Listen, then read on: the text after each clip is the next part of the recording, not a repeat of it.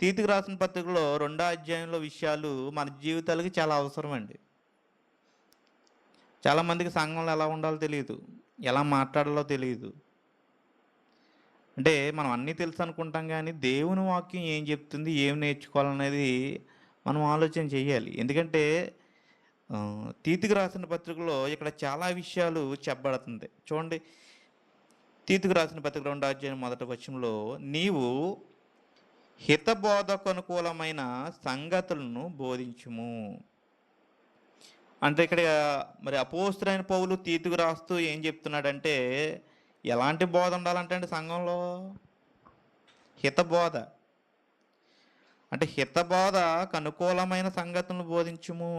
హితబోధ అంటే మరి క్షేమకరమైన బోధ, ఉపదేశము. అంటే క్షేమము కలగజేసేదండి. అంటే మంచి బోధ.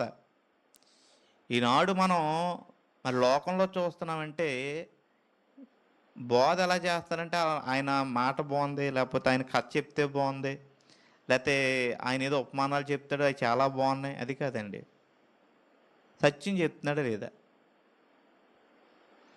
ఎందుకంటే వాక్యం ఉన్నది ఉన్నట్లుగా చెప్పాలని దేవుని వాక్యం చెప్తుంది.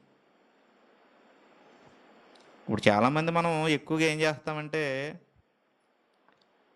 డైలీ ప్రోగ్రామ్ లాగా ఒక్కొక్కరు వాక్యం నచ్చితే ఏం చేస్తామంటే అదే చూస్తూ ఉంటాం మనం అది కాదండి, వాక్యం చూడాలి. ఆయన చెప్పే కథ ఇంపార్టెంట్ కాదు. ఏ కథ కూడా మన పరలోక రాజ్యం తీసుకెళ్తాం అని తీసుకెళ్తుందా? కథలతో పరలోక రాజ్యం వెళ్ళిపోతామండి? వెళ్ళం కదండి. అలాగైతే కథల బుక్కే కొనుక్కోవచ్చు, ఆయన చెప్పిన కథ అంటే ఎందుకు? కానీ ఇక్కడ దేవుని వాక్యం ఏం తెలియజేస్తుంది? ఎందుకంటే మంచి బోధ అనేది ఎందుకు ఉండాలంటే, ఇక్కడ మనము ఆలోచన చేసినప్పుడు తిమోతికి రాసిన మొదటి పత్రిక 1వ అధ్యాయము 3వ వచనం మనం ఆలోచన చేసినప్పుడు, తిమోతికి రాసిన పత్రిక 1వ అధ్యాయం 3వ వచనము, నేను మాసిదోనియాకు వెళ్ళుచుండగా సత్యమునకు భిన్నమైన బోధ చేయవద్దనియు కల్పనా కథలను మితము లేని వంశావళులను. అంటే ఇక్కడ మనం ఆలోచన చేస్తున్నప్పుడు ఇక్కడ ఏం చెప్తుందంటే దేవుని వాక్యము మరి సత్యమునకు భిన్నమైన బోధ చేయవద్దనియు. అంటే మనం ఎప్పుడు కూడా బోధ విన్నప్పుడు మనం ఏం కాపాడుకోవాలంటే సత్యాన్ని కాపాడుకోవాలండి. అంటే సత్యాన్ని కాపాడుకోవాలంటే దాన్ని నేర్పించడమే అన్నిటిలో మంచి మార్గం. ఎందుకంటే సత్యం అనేది మనలో ఉన్నప్పుడే మనం ఎక్కడ ఉంటామండి? దేవునిలో ఉండగలము. ఎందుకంటే దేవుని వాక్యం ఏమి నేర్పించమంటుందండి? సత్యాన్ని మనం కాపాడాలంటే మరి దేవుని సత్యంలో అంటే ఎక్కువగా మనము వాక్యము నేర్చుకున్నప్పుడు అది మంచి మార్గంలో ఉందా లేదనేది మనం ఆలోచన చేయాలి. సపోజ్ ఇప్పుడు ఆలోచన మనం చేసినప్పుడు కొంతమంది బైబిల్ నుంచే కొన్ని వాక్యాలు తీసుకుని ఏం చేస్తూ ఉంటారండి? తప్పుడు మార్గాలు నడిపిస్తూ ఉంటారు. అండ్ అవునా కాదా? బలి అర్పించండి అని, లేకపోతే మీ 10వ వంతు మీ ఇంట్లో ఆస్తుల్లో పట్టరమ్మని లేవండి కొన్ని విషయాలు. ఎందుకంటే ఎప్పుడూ కూడా మనం దేవుని వాక్యము వింటున్నప్పుడు ఆ బోధ మంచిదా కాదనేది మనం విన్నప్పుడే ఆసక్తిగా అర్థమవుతుంది. ఇప్పుడు నిద్రపోయేవాడికి వాక్యం చెప్పామనుకోండి, ఎలా ఉంటుందండి? ఎందుకంటే దేవుని వాక్యం మనం విన్నప్పుడు చాలా ఆసక్తి అనేది మనకు చాలా అవసరం. ఇక్కడ దేవుని వాక్యం అదే చెప్తుందండి. తీతుకు రాసిన పత్రికలు మనము ఆలోచన చేసినప్పుడు, నీవు హితబోధకు అనుకూలమైన సంగతులను బోధించుము. అంటే మంచి ఉపదేశం అనేది మనం ఎప్పుడు వినాలి. ఇప్పుడు మనం వింటున్నామంటే వాక్యము ఆ వాక్యంలో ఉందో లేదో మనం ఆలోచన చేస్తామండి. ఎవరైనా వచ్చి వాక్యంలోది కాకుండా బయటి విషయాలు చెప్పినప్పుడు అవి ఎప్పుడు కూడా మనం నేర్చుకోకూడదు. ఎందుకంటే అది మంచిది కాదు. ఈనాడు లోకంలో ఎలా ఉన్నాయంటే సేవకులు అయ్యుండి కూడా లోకంలో విషయాలు చెప్తూ ఉంటున్నారండి. మరి ఒక ఆయన దేవుని సేవకుడు పాస్టర్ గారంట, ఆయన ఏం చెప్తున్నాడంట? భార్యాభర్తల గురించి చెప్తున్నాడంటండి. అంటే ఇన్ని వాళ్ళు ఏమంటున్నారు? ఇప్పుడు ఎందుకంటే మంచి బోధ, మంచి ఉపదేశము, సత్యము అనేది మనలో ఉన్నప్పుడే మనం ఎక్కడికి వెళ్తామండి? దేవుని రాజ్యానికి గాని, ఆయన సన్నిధికి గాని, లేకపోతే పరలోక రాజ్యం గాని మనం వెళ్తాం ఎప్పుడు కూడా. ఎందుకంటే చాలామంది ఇన్నప్పుడు ఏదో చెప్తున్నారు, ఏదో వినేద్దామని కాదండి. ఎప్పుడు కూడా మనం వాక్యాన్ని ఎంత జాగ్రత్తగా అయితే వింటామో అంత ఎక్కువగా మన జీవితాలు మనం రక్షించుకోగలం. ఎందుకంటే అబద్ధ బోధకులు లోకంలోకి వచ్చి ఉన్నారని యేసుక్రీస్తు ప్రభువారు చెప్పారు. వారు ఎలాంటి వారంటండి? క్రూరమైన తోడేళ్ళు అనే మాట ఉంది బైబిల్ గ్రంథంలో. ప్రతి ఒక్కరికి ఈనాడు ఉన్న సమాజంలో ప్రతి ఒక్కరికి అవసరమైంది ఏంటంటే బైబిల్ అండి ఖచ్చితంగా. మనం బైబిల్ తెచ్చుకుంటున్నామంటే ఖచ్చితంగా బైబిల్ చూడాలి. మరి బెరియా సంఘస్థులు ఎందుకు అలా చూసారండి? వాళ్ళ జీవితాలను, వాళ్ళ రక్షణ వాళ్ళు కాపాడుకుంటున్నారు. ఎందుకంటే లేఖనాల్లో అలా ఉన్నవో లేవో. ఒకవేళ తప్పు చెప్పినట్లయితే మేము తప్పుడు బోధలోకి వెళ్ళిపోతాం. ఈనాడు చాలామంది మరి దేవుని వాక్యం అంటే సంపాదించడం బాగుందని కూడా వాక్యం తెలుసుకోకుండా వచ్చేసే వాళ్ళు కూడా ఉన్నారండి. కాబట్టి మనం ఎక్కడ వాక్యం విన్నప్పటికీ కూడా మన బాప్తిజం పొందిన తర్వాత మన రక్షణ పొందుతున్నామంటే మన రక్షణ మనం కొనసాగించుకోవాలంటే ఖచ్చితంగా వాక్య ప్రకారమైనటువంటి మరి వాక్యాన్ని వింటున్నామా లేదనేది ఆలోచన చేయాలి. కాబట్టి ఇక్కడ అపోస్తలుడైన పౌలు తీతుకు రాస్తూ చెప్తూ ఉన్నాడు. అలాగే ఇంకా మనం ఆలోచన చేసినప్పుడు ఎలాగనగా వృద్ధులు మితానుభావము గలవారును, అంటే ఇక్కడ వృద్ధుల గురించి చెప్పబడుతుందండి. వృద్ధులు మితానుభావం గలవారును. మితానుభావం గలవారంటే మరి దేవుని వాక్యం తెలియజేస్తుందండి. మితానుభావం అంటే మనకి ఒక పరిమితి, లేకపోతే ఒక కొలత, ఒక హద్దు అనేది ఖచ్చితంగా ఉండాలి. ఎందుకంటే ఇక్కడ మితానుభావం గలవారు అంటే తక్కువగా మితానుభావము. కొన్నిసార్లు మనం ఏం చేస్తూ ఉంటామంటే మితానుభావం అనేది చాలామందికి ఉండదు. అన్నిట్లో నాకు ఏం కావాలండి? అన్నిట్లో నాకు ఎక్కువగా కావాలనుకుంటూ ఉంటాం. కానీ దేవుని వాక్యం చెప్తుంది మరి మితానుభావముగా గలవారును మాన్యులను. అంటే మాన్యులు అంటే ఇక్కడ గౌరవనీయులు అని మనం చెప్పొచ్చు. అంటే గౌరవించడానికి అర్హులు మాన్యులు. సంఘంలో మనము ఎలా ఉండాలంటండి? మితానుభావం గలవారుగా ఉండాలి, మాన్యులుగా ఉండాలి. అంటే ఒకరికొకరు మరి సంఘంలో ఉంటున్నామంటే ఎలా ఉండాలంటే ప్రతి ఒక్కరు కూడా గౌరవం అనేది కలిగి ఉండాలి. ఎందుకంటే ప్రతి ఒక్కరు కూడా లాస్ట్ని వెళ్ళే ముందు, వచ్చే ముందు కానీ ప్రేమతో మనం ఏం చేయాలంటే ఒకరికొకరికి ఏం చేయాలి? ఖచ్చితంగా వందనాలు చెప్పుకోవాలి. ఎందుకంటే ఇక్కడ దేవుని వాక్యం చెప్తుంది మితానుభావం గలవారును మాన్యులను. ఇంకా దేవుని వాక్యం ఏం చెప్తుందండి? స్వస్థ బుద్ధి గలవారును. అంటే స్వస్థ బుద్ధి గలవారును అంటే మంచి బుద్ధి అనేది ఉండాలండి. అంటే స్వస్థ బుద్ధి అనేది మనకు ఉండాలి. స్వస్థ బుద్ధిని అలాగే విశ్వాస, ప్రేమ, సహనములనే కూడా మనలో ఉండాలని చెప్పేసి ఇక్కడ దేవుని వాక్యము తెలియజేస్తుంది. చూడండి, మాన్యులను, స్వస్థ బుద్ధి గలవారును, విశ్వాస, ప్రేమ, సహనములు యందు లోపము లేని వారిని ఉండవలననియు. మనలో ఏముండాలంటండి? ఈ లోపం అంటే లేకపోతే విశ్వాసము అలాగే ప్రేమ ఇవన్నీ కూడా మనలో ఉండాలి. దేవుని వాక్యం చెప్తుంది ఈ విషయంలో లోపం లేని వారిగా ఉండాలని చెప్తుంది. అంటే ఇవి లేకపోతే ఏమన్నట్టండి? మనలో లోపాలు ఉన్నట్టు. ఎందుకంటే దేవుని వాక్యం ఇవన్నీ కూడా నేర్చుకోమని చెప్తుంది. మనం ఆలోచన చేసినప్పుడు చెడ్డ పనులు, చెడ్డ విషయాలు తెలియకుండానే నేర్చేసుకుంటాం. ఏమన్నా అవునా కదా? కానీ మంచి విషయాలు నేర్చుకోవాలంటే దేవుని వాక్యం దగ్గరికి రావాలి ఖచ్చితంగా. సంఘంలో ఉన్న బిడ్డలకు చెప్పబడుతుందండి. మరి ఇక్కడ మితానుభావం గలవారుగా ఉండాలి, మాన్యులుగా ఉండాలి, స్వస్థ బుద్ధి అంటే మంచి బుద్ధి అనేది ఉండాలి ఎప్పుడు కూడా. ఎందుకంటే దేవుని వాక్యం చెప్తుంది ఎప్పుడైతే మనకి మంచి బుద్ధి, స్వస్థ బుద్ధి అంటే మంచి బుద్ధి ఎప్పుడైతే ఉంటుందో దేవుడు వాళ్ళకి ఖచ్చితంగా తోడుగా ఉంటాడు.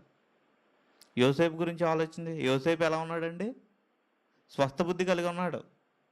తన జీవితంలో అన్నలు గుంటలో పడేసినప్పటికీ, మరి ఇష్మాయేలు మరి తీసుకెళ్ళిపోయినప్పటికీ, పోతీఫర్కి అప్పగజెప్పినప్పటికీ కూడా, అక్కడ చెరసాల్లో వేసినప్పటికీ, ఎన్ని బాధలు ఇబ్బందులు వచ్చినా కూడా దేవుడిని ఏమని అన్నాడండి యోసేపు? అలాగే భరించాడు. ఎందుకంటే ఎదుటివారిపై కోపం అనేది లేదు, ఎదుటివారిపై ద్వేషం అనేది లేదు, పాపము చేయటానికి ఒప్పుకున్న మనస్తత్వం అసలే లేదు. యోబు కూడా అండి చాలా సహనం కలిగి ఉన్నాడు. ఆ స్వస్థ బుద్ధి అనేది, మంచి బుద్ధి అనేది ఎప్పుడు కూడా మనకు ఎలా వస్తుందంటే యేసుక్రీస్తు ప్రభువారిని బట్టి మనం నేర్చుకోవచ్చు. ఎందుకంటే మన ప్రవర్తన విషయంలో కొన్నిసార్లు ఇసుకుంటూ ఉంటాం, కొన్నిసార్లు కోపపడుతూ ఉంటాం, కొన్నిసార్లు పాపం చేయటానికి అంటే ఆలోచించగానే పాపం చేసేస్తూ ఉంటామండి. కానీ సంఘంలో ఉన్న బిడ్డలకి ఇక్కడ దేవుని వాక్యం ఏం చెప్తుంది, ఏం కలిగి ఉండమని చెప్తుంది? ఈ క్వాలిఫికేషన్ అన్నీ కూడా మనకు ఖచ్చితంగా ఉండాలి. ఎందుకంటే అపోస్తలుడైన పౌలు సంఘంలో ఉన్న బిడ్డలు ఏ విధంగా ఉండాలనే గురించి ఇక్కడ తీతుకు రాసిన 2వ పత్రికలో చెప్పబడుతుందండి. మన దేవుని సన్నిధిలో ఎలా ఉంటున్నాం అనేది ఎలా ఉన్నప్పటికీ మన జీవితాల్లో కూడా ఎలా ఉండాలండి? మన జీవితాల్లో కూడా ఇదే మెయింటైన్ చేయాలి. చర్చిలో ఉంటే సైలెంట్గా కూర్చోవటం, ఇంటికి వెళ్తే గొడవ పెడతాం, అది కాదండి. దేవుని వాక్యం చెప్పట్లేదు. చర్చిలో ఉన్నంతసేపు నెమ్మదిగా ఉండి ఇంటికి వెళ్ళి గొడవ పెట్టుకోవడం కాదండి క్రైస్తవం. చర్చిలో ఏ విధంగా ఉన్నావో నువ్వు ఇంట్లో కూడా నీ దేవుని విధానం వచ్చినప్పుడు నువ్వు ఎలా ఉండాలి? ఇవన్నీ కలిగి ఉండాలి. ఎందుకంటే ఇక్కడ స్వస్థ బుద్ధి అంటే మంచి మనసు అనేది మనకు ఉండాలి. అలాగే విశ్వాస విషయంలో కూడా ఎలా ఉండాలంటే అండి, విశ్వాసము, ప్రేమ అంటే ఈ అన్ని విషయాల గురించి చెప్పబడుతుంది ఇక్కడ. విశ్వాస, ప్రేమ, సహనములు యందు లోపం లేని వారినై ఉండవలనని. అంటే ఇక్కడ లోపము లేని వారిని అనే విషయం గురించి ఇక్కడ ఏం చెప్పబడుతుందంటే ఆరోగ్యవారినై ఉండాలని చెప్పేసి అక్కడ పుట్టినోట్లో రాయబడింది. అంటే ప్రేమ, విశ్వాసంలో, సహనంలో కూడా ఎలా ఉండాలంటే మనం ఆరోగ్యవంతులుగా ఉండాలంట. అంటే ప్రతి దినము కూడా దేవుని సంఘానికి వచ్చే మనము క్రీస్తు ప్రేమ విషయంలో ప్రతి దినము మనం వృద్ధి చెందాలి. అలాగే ఇక్కడ ఇంకా చెప్పబడుతుంది చూడండి, విశ్వాసమందు వృద్ధి చెందాలి, మరి ప్రేమ యందు వృద్ధి చెందాలి, సహనములు యందు కూడా ఎలా ఉండాలంటండి? సహనం అనేది చాలా ఇంపార్టెంట్ అండి. ఎందుకంటే విశ్వాసం కూడా దేవుని వాక్యం ఏం చెప్తుందంటే విశ్వాసం లేకుండా దేవునికి ఇష్టడైండుట అసాధ్యము. ఎందుకంటే ఎప్పుడైతే నువ్వు విశ్వాసం అనేది కలిగి ఉంటావో ఆ విశ్వాసంలో నువ్వు దేవునిలో నిలబడతావు. విశ్వాసం చాలా గొప్పదండి. ఎందుకంటే మనం అందరం ప్రార్థన చేస్తామంటే ఆ ప్రార్థన దేవుని దగ్గర చేరతాయంటే దాని అర్థం ఏంటంటే విశ్వాసం. విశ్వాసహితమైన ప్రార్థన ఆ రోగిని స్వస్థపరచును. విశ్వాసంతో ప్రార్థన చేయాలండి ఎప్పుడు కూడా. విశ్వాసం అని చాలా అవసరం. నీ దేవునికి నువ్వు ఇష్టడుగా ఉండాలన్నా, నువ్వు దేవునికి దగ్గరగా ఉండాలన్నా, దేవుని యందు ప్రేమ కలిగి ఉండాలన్నా, విశ్వాసం లేకుండా దేవునికి ఇష్టడైండుట అసాధ్యము. విశ్వాసం చాలా అవసరం అండి. విశ్వాసం ఎప్పుడంటే ఎక్కువగా మనము ఇబ్బందులు, సమస్యలు, బాధలు వచ్చినప్పుడు ఎక్కువగా మనం విశ్వాసంలో బలం పొందుకోవాలి. నా దేవుడు నాకు తోడై ఉన్నాడు. చాలాసార్లు మనం అనుకుంటూ ఉంటాం, ఈ బాధలు వచ్చినాయి, లేకపోతే ఇబ్బందులు వచ్చినాయి, నాకు ఆరోగ్యం బాగలేదు, సహకరించట్లేదు, దేవుడు నాకు తోడలేడా అని అవిశ్వాసం మనలో ఉండకూడదు ఎప్పుడు కూడా. ఎందుకంటే దేవుని వాక్యం చెప్తుందని నేను చెప్పే మాటలు కాదు. మన విశ్వాసం అనేది కలిగి ఉండాలి. మన విశ్వాసం అభివృద్ధి చెందాలంటే దేవుని వాక్యము ప్రతిదినం ఏం చేయాలంటే దేవుని వాక్యాన్ని వింటూ ఉండాలి. ఎందుకంటే దేవుని వాక్యం అనేది మన విశ్వాసానికి చాలా ప్రాముఖ్యం అండి. అలాగే ఇంకా మనము ఆలోచన చేసినప్పుడు మరి మనకి హెబ్రీలు రాసిన పత్రిక మరి 11వ అధ్యాయం మొత్తం చూస్తే మరి దేని గురించి చెప్పబడుతుందండి? విశ్వాసం గురించే చెప్పబడుతుంది. అబ్రహాము దేవుని నమ్మిన అది మంచిగా మరి ఎంచును అనే మాట ఉంటుంది అక్కడ. ఎందుకండి ఆయన విశ్వాసం నమ్మాడు. ఈనాడు మనం నమ్మాలి ప్రతి విషయంలో కూడా. మనకి మేలు జరిగినా, కీడు జరిగినా, ఏం జరిగినా కూడా మన విశ్వాసం నుంచి ఎప్పుడు తొలగిపోకూడదు. ఎందుకంటే క్రైస్తవ్యానికి ఫౌండేషన్ ఏంటండి? విశ్వాసమే. నువ్వు నమ్ము మరి మనం నమ్మినట్లయితే దేవుని వాక్యం, ఆ నమ్మకం ఎప్పుడు కూడా మనల్ని ఏం చేస్తుందంటే నిలబెడుతుంది. అంటే దేవుని వాక్యం ఏం చెప్తుంది? నమ్ముటి నీ వలన అయితే నమ్మువానికి సమస్తము సాధ్యమే. సమస్తం మనకు సాధ్యమని చెప్పేసి మనం నమ్మాలి. ఎందుకంటే ఇంకా దేవుని వాక్యము మనము ఆలోచన చేస్తున్నప్పుడు ఇక్కడ మరి విశ్వాసము, ప్రేమ గురించి కూడా చెప్పబడుతుందండి. మరి ప్రేమ అనేది చాలా గొప్పది, శ్రేష్టమైనది. ఏమి చెప్తుందండి కొరింథీయులకు రాసిన పత్రిక మరి 13వ అధ్యాయంలో మరి విశ్వాసము, నిరీక్షణ, ప్రేమ, ఈ మూడిట్లో గొప్పది ఏంటండి? ప్రేమ అనేది దేవుని వాక్యం చెప్తుంది. ఎందుకు ప్రేమ అంటే, ప్రేమ కలిగిన వాడు ఎప్పుడు కూడా దేవుని కోసం ఏం చేయటానికైనా సిద్ధపడతారు. మరి దేవుని కోసం చాలామంది హతసాక్షులుగా మారారు, చాలామంది చనిపోవడానికి కూడా సిద్ధపడ్డారంటే ఏంటండి?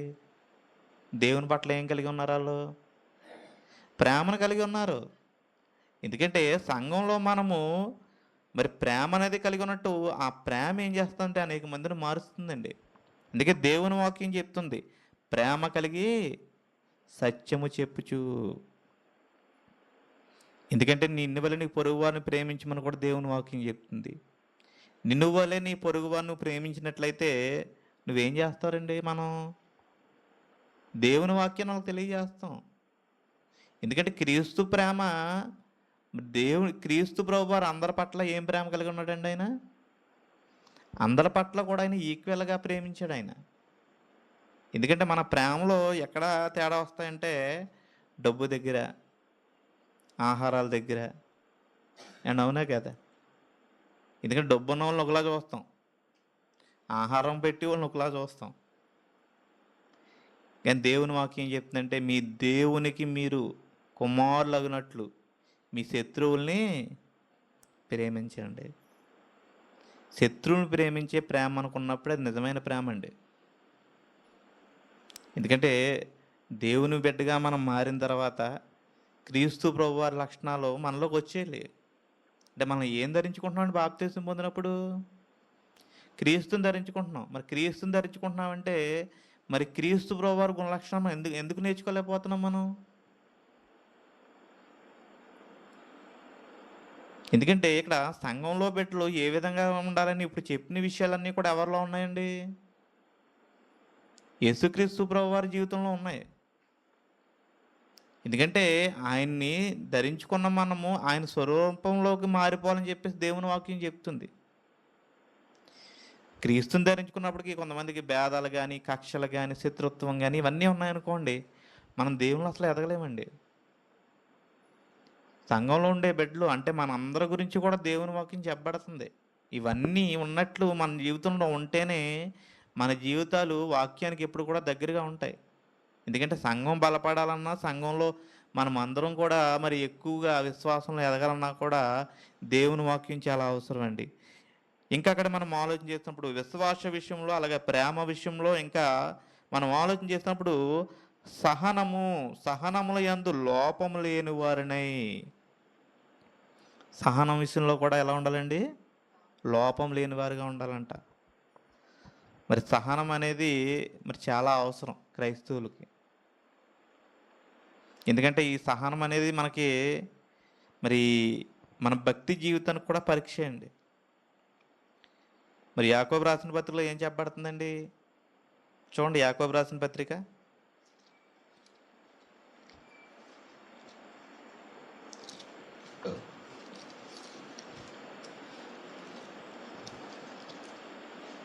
5వ అధ్యాయము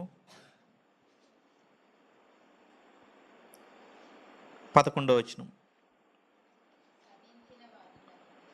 సహించిన వారిని ధన్యులు అనుకుంటున్నాము కదా, మీరు యోబు యొక్క సహనమును గూర్చి వింటిరి. ఆయన ఎంతో జాలియు కనికరమును గలవాడని మీరు తెలుసుకుని ఉన్నారు. ఇక్కడ ఏం చెప్పబడుతుందండి? సహించిన వారు అలాంటి వారు అంటండి ధన్యులు అంటండి. సహించాలండి. ఎప్పుడు కూడా మనం ఈ లోకంలో ఉన్న బాధలని సహించాలి. ఎందుకంటే మనకు లోకంలో ఉన్న ఏవి శాశ్వతం కాదు. ఎందుకంటే దేవుని వాక్యం ఏం చెప్పబడుతుంది? మనకి ఎన్ని సమస్యలు, ఇబ్బందులు వచ్చినా కూడా, శ్రమలు వచ్చినప్పుడు కూడా సహించువాడు ధన్యుడు అంటండి. మరి శోధన సహించేవాడు ధన్యుడు. జీవ కిరీటం ఉంటుందని చెప్పేసి దేవుని వాక్యము చెప్పబడుతుంది. ఎందుకంటే యేసుక్రీస్తు దినాల్లో కూడా ఆయన కూడా ఈ లోకానికి వచ్చిన తర్వాత ఎంతగానో ఏం చేశారండి? శోధించారు. ఆయన శ్రమ పడ్డాడు. మరి దేవుని కుమారుడే మరి శ్రమపడి ఉన్నప్పుడు మరి మనం కూడా లోకంలో ఏముంటాయండి? క్రీస్తుని ధరించుకున్న మనం, క్రీస్తుని వెంబడించే మనం ఆ శ్రమలన్నీ కూడా మనం భరించాలి. ఎందుకంటే ఈ శ్రమలో ఇబ్బందులు కొంతకాలమే, జీవితాంతం ఎప్పుడు ఉండవండి ఇవి. ఎందుకంటే శ్రమలు వచ్చినప్పుడు, శోధనలు వచ్చినప్పుడు మనం సహించుకోవాలని దేవుని వాక్యం చెప్తుంది. అంటే సహనం విషయంలో ఎలా ఉండాలంటే అండి, లోపం లేని వారిగా ఉండాలి. ఎందుకంటే సహించుకున్నవాడే దేవునిలో ఉంటాడు. సహించలేని వాడు ఎక్కడ ఉంటాడండి? లోకంలోకి వెళ్ళిపోతాడు. అదే దేవుని వాక్యం చెప్తుంది. మరి యోబు గురించి మీరు విన్నారు కదా అండ్ యోబు గురించి ఎన్నోసార్లు మనం ఏం చేస్తాం? విన్నాం. దేవుని సేవకుల ద్వారా కానీ మనం యోబు జీవితంలో ఆలోచన చేసినప్పుడు మరి ఒక్క దినాన్నే అన్నీ కోల్పోయాడండి. తనకున్న ఆస్తి కోల్పోయాడు, తన పిల్లలను కోల్పోయాడు, తన భార్య కూడా ఏమంటుందండి? దేవుని దూషించి మరణం కమ్మంటుందండి.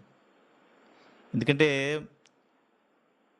మనం బయట నుంచి ఎంత శ్రమ, శోధన వచ్చినా సహించడు, కానీ ఇంట్లోంచే శ్రమ వచ్చిందనుకోండి ఎలా ఉంటుంది చెప్పండి? ఎందుకంటే బయట ఎంతోమంది ఎన్ననుకున్నా పట్టించుకోడండి, కానీ ఇంట్లోనే శ్రమ అంటే అది ఎలా ఉంటుందంటే హృదయాన్ని విరిచేసినట్లుగా ఉంటుంది. కానీ అయినప్పటికీ యోబు ఏమంటున్నాడంటే, మూర్ఖురాలు మాట్లాడినట్లు మాట్లాడుకో, దేవుని చేత మేలే కాదు శ్రమ అయినా కూడా ఏం చేయాలంటండి? మనం అనుభవించాలని దేవుని వాక్యం చెప్తుంది. ఎందుకంటే మన జీవితంలో చాలాసార్లు చాలామంది అనే మాట ఏంటంటే, అసలు నువ్వు ఉన్నావా? నాకు ఇన్ని కష్టాలు, బాధలు వస్తున్నాయి. అసలు ఎందుకు వస్తాయి శోధనలు, శ్రమలని మనం ఎప్పుడైనా ఆలోచన చేసామండి? దానికి కూడా యాకోబు రాసిన పత్రికలో చెప్పబడుతుంది. మనం చేసుకున్న పనుల వల్ల మనకేమొస్తాయండి? చూడండి, యాకోబు రాసిన పత్రిక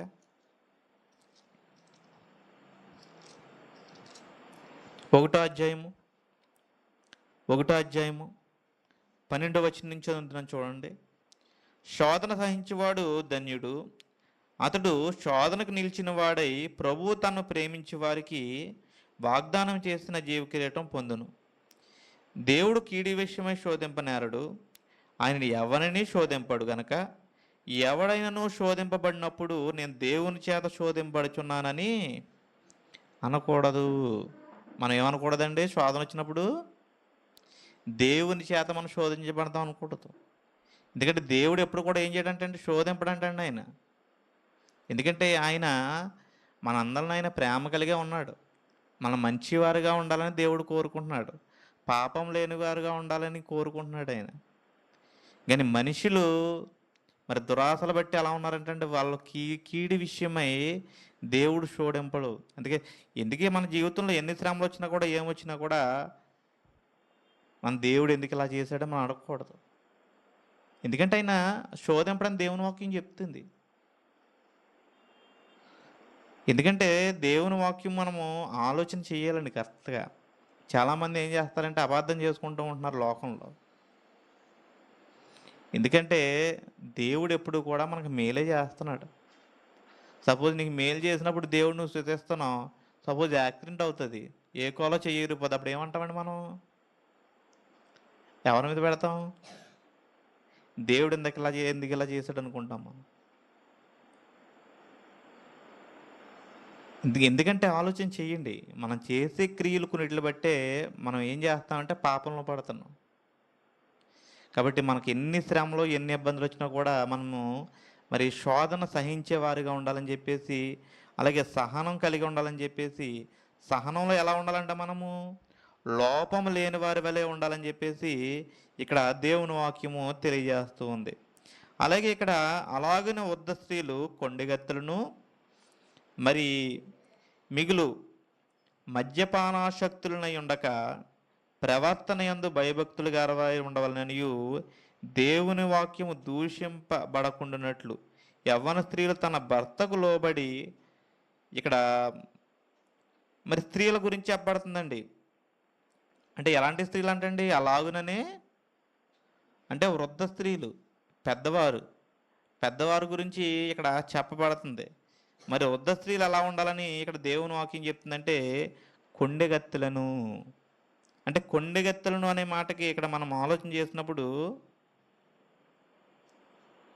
అపవాదులను అనే మాట రాయబడి ఉందండి.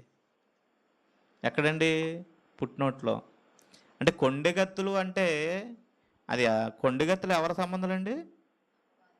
అంటే అపవాద సంబంధులు. అంటే కొండెగత్తులు అంటే వీళ్ళు ఎక్కువగా గొడవ పెట్టడానికి, మరి గొడవకి వెళ్ళటానికి ఎక్కువగా ఏం చేస్తూ ఉంటారండి? వీళ్ళు ఆసక్తి అనేది చూపుతూ ఉంటారు. అంటే వృద్ధ స్త్రీలు చూడండి, ఇప్పుడు గొడవకి వెళ్ళారనుకోండి, అక్కడ ఎక్కువ ఎవరు కనిపిస్తారు? ఇంట్లో పెద్దోళ్ళే కనిపిస్తారు. ఏమన్నా అవునా కాదా? పెద్దోళ్ళే ముందు ఎందుకు వెళ్తారండి? ఎందుకంటే ఇక్కడ దేవుని వాక్యము చెప్తుంది. ఎందుకంటే ఇక్కడ మనం ఆలోచన చేసినప్పుడు అలాగే వృద్ధ స్త్రీలు కొండగత్తులను మిగులు మద్యపాన శక్తులను ఉండక. పెద్దవారి ఇంట్లో ఉన్నవారు గొడవ పెట్టుకునే తత్వం ఉండకూడదండి ఎప్పుడు కూడా.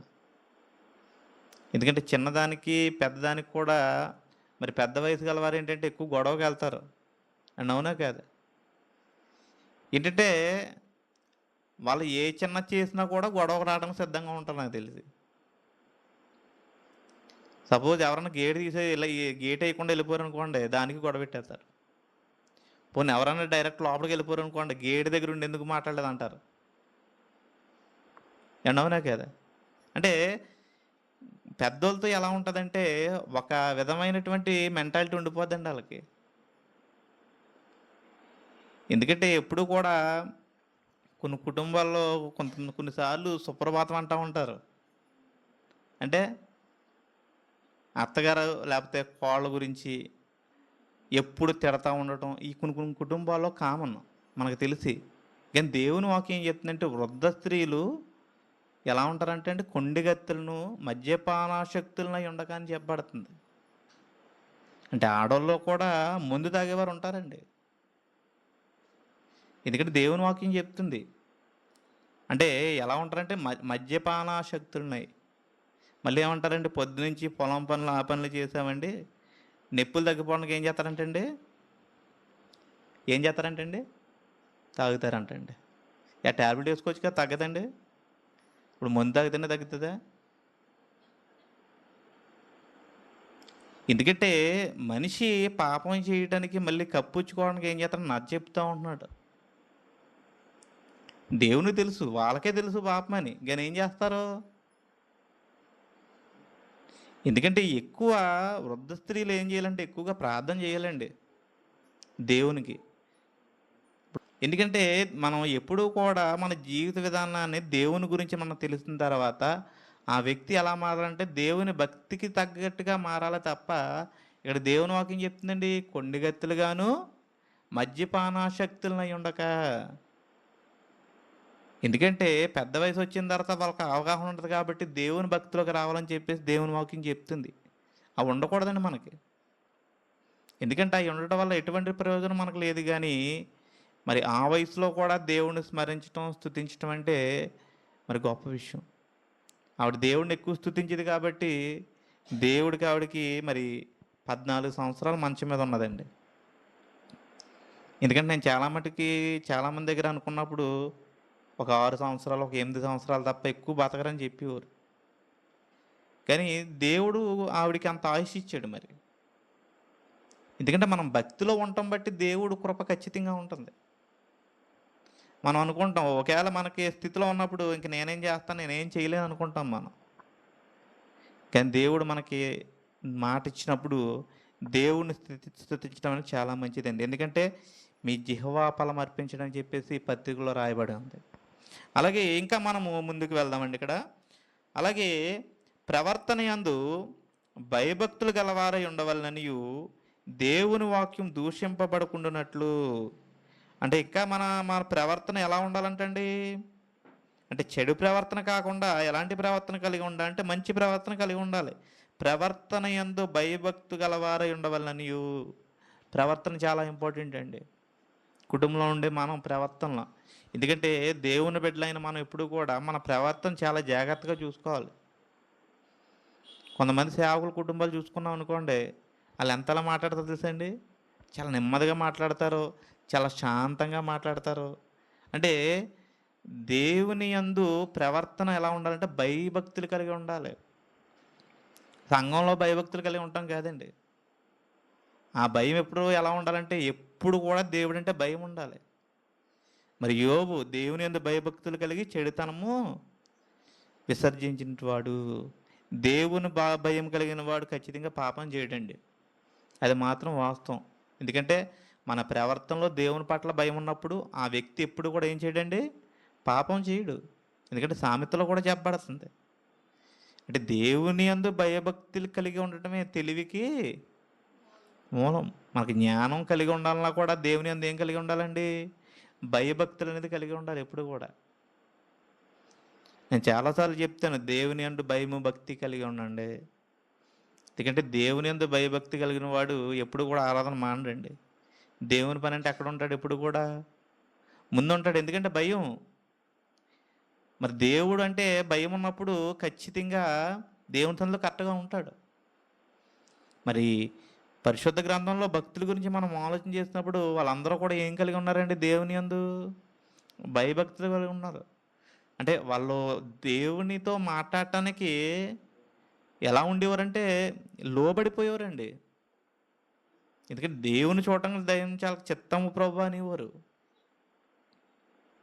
ఎందుకంటే మనకు తల్లిదండ్రుల భయం ఉంటుంది, లేకపోతే పెద్దోళ్ళు ఎవరన్నా అంటే భయం ఉంటుంది. కానీ ఎవరంటే భయం ఉండదండి? ఎవరంటే భయం ఉండదండి? దేవుడంటే భయం ఉండదు. ఎందుకంటే ఇశ్రాయేలు ప్రజలు ఎంత భయపడేవారు తెలుసండి? వాళ్ళు పాపం చేసిన వెంటనే ఏమైపోయారండి? వెంటనే శిక్ష వచ్చేసింది. ఇప్పుడు నాదాబు అబీహులు ఉన్నారు, మరి యాజకుల కుమారుడు. వాళ్ళు దేవుని సన్నిధిలో మరి దేవుడు ఆజ్ఞాపించిన అగ్గి కాకుండా వేరే అగ్ని పట్టుకెళ్ళినప్పుడు వాళ్ళు ఏమయ్యారండి? కాలిపోయారంటండి. ఎందుకంటే దేవుని యందు భయము భక్తి ఉన్నప్పుడు దేవుడు చెప్పిన పని చేస్తాడు ఎప్పుడు కూడా. ఎందుకంటే మనం చాలామంది మనుషులకు భయపడతాం తప్ప ఎవరికి భయపడమండి? దేవునికి భయపడం మనం. కానీ మన జీవితాల్లో దేవుని వాక్యం చెప్తే దేవునికి భయపడే గుణం మనకు ఉండాలి. ఇప్పుడు దానియేలు గురించి చూడండి. రాజు శాసనం పుట్టిస్తాడు, 30 దినాలు మీరు ఎవరిని కూడా ప్రార్థన చేయకూడదు, నాకే ఆ విన్నపాలు తెలియజేయాలన్నప్పుడు మరి రాజు శాసనానికి ఏమాత్రం దానియేలు భయపడలేదు. కానీ యథావిధిగా దేవునికి భయపడి ఏం చేశాడండి? వెళ్ళి యెరూషలేము వైపు కిటికీలు తెరిచి ప్రార్థన చేస్తున్నాడు. అది దేవుని భయం అండి. ఎందుకంటే దేవుని భయము కలిగిన ప్రతి వ్యక్తి కూడా మరి ఎలా ఉంటాడని చేసి ఇక్కడ దేవుని వాక్యము తెలియజేస్తూ ఉంది. ఇక్కడ మనం ఆలోచన చేసినప్పుడు ప్రవర్తన యందు భయభక్తులు ఉండవలననియు. మన ప్రవర్తన ఎప్పుడు కూడా భయం అనేది మనకు ఉండకూడదు. ఏ విషయంలో అయినా కూడా దేవుని విషయంలో మనం దేవుని పట్ల భయం ఉండాలి. కొన్నిసారి ప్రార్థనలో కానీ లేకపోతే కూర్చున్నప్పుడు బంధువులు వచ్చారంటే ఎక్కడికి వెళ్ళిపోతామండి మనం? ఇప్పుడు ప్రార్థనలో కూర్చున్నప్పుడు మేము సెంటర్లో ఉన్నామండి, మీ ఇంటికి వస్తున్నామంటే ఏం చేస్తాం మనం? బైబిల్ తీసుకుని వెంట నుంచి ఇంకా ఇంకా వెనక కూడా తిరిగి చూడరు, ఇంకా డైరెక్ట్ వెళ్ళిపోవడమే. అంతెందుకండి, మొన్న మా ఇంటి దగ్గర చర్చిలో వర్షం వస్తుందండి, ఇలా తల ఉంచుకుని రెఫరెన్స్ చెప్పి ఇలా చూసినప్పటికి కొంతమంది సగం మంది లేరు. నిజమండి, సగం మంది లేరు. ఎందుకు? ఇంటికి పరిగెట్టేశారు పక్కన ఇంట్లకి. అంటే వర్షానికి దాన్ని మీద బట్టలు తడిసిపోతాయి అని చెప్పేసి పరిగెట్టేశారండి. అంటే దేవుని పట్ల ఎంత భక్తి ఉంటుందో మనకు అర్థమైపోతుంది. ఈ వాటర్ ట్యాంకులు వచ్చిన ఆ ట్యాంక్ సౌండ్ అనగానే ఇంకా అందరూ చెవులు అలాగ ఎక్కడికండి అక్కడికి వెళ్ళిపోతాయి. పాస్టర్ గారు ఏం చెప్పినా ఆ టైంలో అనవసరం. మాకేం కావాలి? ఒక బిందె నీళ్ళు కానీ ఒక డ్రమ్ము నీళ్ళు కానీ కావాలి అండి, అంతేనా? అంటే వాళ్ళకి ఏముందండి? భయం ఉందా దేవుడంటే? అంటే దేవుని కోసం మనం ఏం చేస్తున్నామండి? దేవుని పట్ల భయం లేకుండా ఉంటున్నాం. ఎందుకంటే మనం ఎప్పుడూ కూడా ఏం కలిగి ఉండాలంటే భయం అనేది కలిగి ఉండాలి. దేవుని పట్ల భయం ఉన్నప్పుడు ఆ వ్యక్తి లెగడండి దేవుని సన్నిధిలోంచి. ఈనాడు చాలామంది భయం ఎందుకు లేదంటే ఈ ఫోన్లు వచ్చాక అసలే భయం లేదు. ఎక్కడి నుంచే హలో అనుకుంటూ వెళ్ళిపోతారు. కొన్ని చర్చిల్లో ఏం పెడతారు? మొబైల్ సైలెన్స్ అని పెడతారు. లేకపోతే కొన్ని చర్చిల్లో స్విచ్ ఆఫ్ అని పెడతారు. అవునండి, కొన్ని కొన్నిట్లో పెడతారు. కానీ అవన్నీ మనం పట్టించుకుంటామా? మనం పట్టించుకోం. కానీ దేవుడు మన జీవితంలో ఆయన అన్ని సమస్తం పరిశీలన చేస్తున్నాడు కాబట్టి దేవుని యందు భయభక్తులు కలిగి ఉండండి. ఎందుకంటే ఇప్పుడు వెళ్ళిపోతే మేము పట్టించుకోలేకపోవచ్చు. దేవుని వాక్యం మేము చెప్తూ ఉండొచ్చు. కానీ ఎవరు పట్టించుకుంటారండి? దేవుడు పట్టించుకుంటాడండి. ఎందుకంటే మన క్రియలు, మన ప్రవర్తన ఎలా ఉండాలంటే చాలా జాగ్రత్తగా ఉండాలి. దేవుని యందు భయభక్తులు కలిగి ఉన్నావంటే నీకు ఏది కూడా లోకంలో ఎన్నొచ్చినా ఏమొచ్చినా కూడా నువ్వేం చేయాలండి? దేవుని యందు నీ భయభక్తులు ఎప్పుడు కూడా ఒకేలా ఉండాలి. వాళ్ళు నీకు ఇష్టమైన వాళ్ళు అవ్వచ్చు, నువ్వు ప్రేమించిన వాళ్ళు రావచ్చు, ఎవరైనా కూడా మన దేవుని సన్నిధిలో ఉన్నప్పుడు కరెక్ట్గా ఉండాలండి ఎప్పుడు కూడా.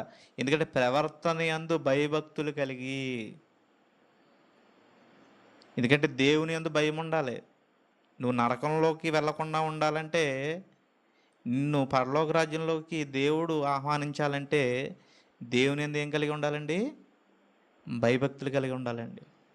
ఎందుకంటే ఇప్పుడు భయము భక్తి అనేది చాలా అవసరం. అలాగే ఇంకా ఇక్కడ మనము ఆలోచన చేసినప్పుడు చూడండి, ప్రవర్తన యందు భయభక్తులు గలవారై ఉండవలనియు దేవుని వాక్యము దూషింపబడకున్నట్లు. ఏంటంటే దేవుని వాక్యము దూషింపబడకున్నట్లు అంటండి. ఎందుకంటే కొంతమంది చేసే పనులు బట్టి దేవుని నామం ఏమవుతుందండి? దూషింపబడుతుంది. దేవుని వాక్యం ఏం చెప్పబడుతుందంటే దేవుని వాక్యము దూషింపబడకుండానట్లు. దేవుని వాక్యం ఏమకూడదంటండి? దూషింపబడకూడదంట. ఎందుకంటే దేవుని వాక్యం మనలో ఉన్నప్పుడు ఎవరు దూషించరు. మరి దేవుని వాక్యం ప్రకారం మనం లేనప్పుడు ఏం చేస్తారండి? అదిగో పలానా ఆయన దేవుని సంఘానికి వెళ్తాడా, మరి ఎందుకు ముందు తాగుతున్నాడు? ఇయే పట్టించుకుంటారండి చాలామంది కూడా. అదిగో ఆవిడ క్రైస్తవురాలా, మరి ఆవిడ ఎందుకు గొడవకి వెళ్తుంది? చాలా జాగ్రత్తగా ఆలోచన చేయండి. ఎందుకంటే మన వలన ఎప్పుడు కూడా మన దేవునికి ఏం కలగకూడదండి? దోషం అయితే కలగకూడదు. మన దేవుని నామాన మహింపరిచే వారిగా ఉండాలి. ఎందుకంటే మనం అనుకుంటాం, మనం అందరిని చూస్తాం అనుకుంటాం, కానీ మనల్ని ఎప్పుడు కూడా కొన్ని కొళ్ళు మనల్ని అబ్జర్వ్ చేస్తూ ఉంటుంది. ఎందుకంటే దేవుని వాక్యం చదివే వ్యక్తి కానీ, పాటలు పాడే వ్యక్తి కానీ, దేవుని సంఘానికి వెళ్ళే వ్యక్తి ఏ విధంగా ఉంటాడని చెప్పేసి చాలామంది అబ్జర్వ్ చేస్తారండి. మన కరెక్ట్గా ఉంటే మన బట్టి ఇంకొంతమంది ఎక్కడికి వస్తారండి? దేవుని సన్నిధిలోకి వస్తూ ఉంటారు. కాబట్టి మనము పని విషయంలో కానీ, మన ప్రవర్తన విషయంలో కూడా ఎప్పుడు ఎలా ఉండాలంటే దేవుని నామానికి మరి దూషణ కలిగినట్లుగా ఉండకూడదని ఇక్కడ దేవుని వాక్యము తెలియజేస్తూ ఉంది.